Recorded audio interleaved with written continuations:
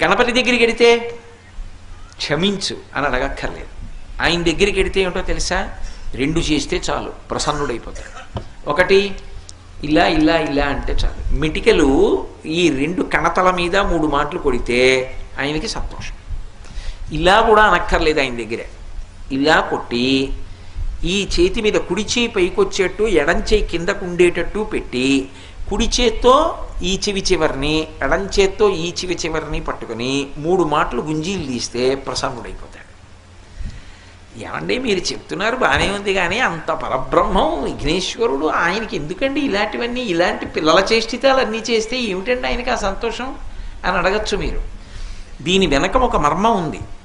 ఒకప్పుడు అగస్త్య మహర్షి మహానుభావుడు, సామాన్యుడు కాడైన ఆయన ఆ దక్షిణ దేశంలో ద్రవిడ దేశం దగ్గర ఒక పర్వతం మీద కూర్చొని తపస్సు చేస్తున్నాడు. ద్రవిడ